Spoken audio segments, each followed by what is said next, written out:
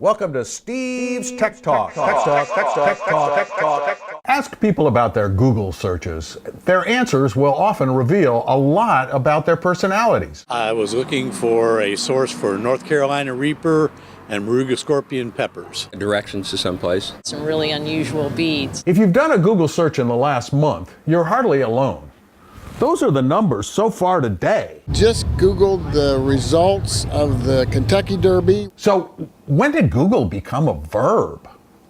You know, you don't have to go to the website to do a search, right? You just start typing in the top field of your browser. There you have it. The Oxford English Dictionary added it as a verb in 2006. I'm talking about Google today because that's what most of us use. About 70% of all searches are done with Google. Regardless of your search engine, these are a couple tips that might help you narrow your hunt. For starters, less is often more. Start out with just a couple words. Probably car parts. These search engines don't care about uppercase or lowercase. As a matter of fact, they don't even care about spelling, which is a real godsend for a spelling illiterate like me. Just the other day, I was looking for a replacement chimney for this candle holder. I started with the term glass chimney, and then I used the shopping tab to limit the search to just chimneys for sale. Most of the pieces I found had small openings at the top, but I wanted a large one.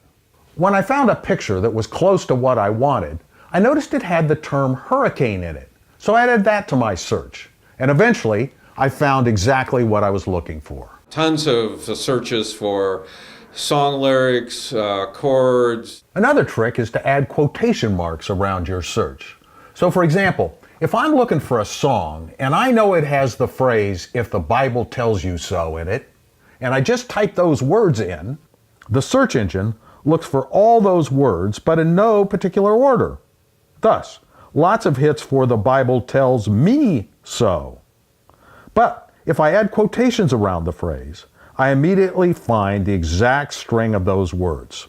It's in Don McLean's classic American Pie. Sometimes I've lost some recipes, and there's so many more now that you just type in ingredients and that recipe will usually pop up. If you add a minus sign in front of a word, you'll limit your searches to just examples that do not include that word. For example, I'm looking for a beef stew recipe.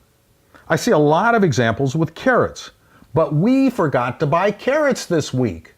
So I put a minus in front of the term carrots, and now I find lots of examples that don't include carrots. If you need even more control over your searches, if you click on this little options button over here on the right-hand corner of the screen, you'll find all kinds of ways to fine-tune your searches. Remember when you'd ask your mom a question and she'd say, "Go look it up in the Encyclopedia Britannica"? Well, in the 25 years that searches have been available on the internet, they have totally changed the way we look for information. Google pretty much gives me an answer to just about anything I ask it. What surprises me is that it does come up with things. What I'm amazed at is how much it's become a part of the way that I live now. Take a look at those numbers. We're closing in on 2 million searches so far today. You know, back when I worked in TV news, we used to have a joke about taking an important topic and going out and scratching its surface. Well, that's just what we've done today. In a future session of Steve's Tech Talk, I'll examine more ways to refine your searches. For Boomer TV, I'm Steve Schweitzer.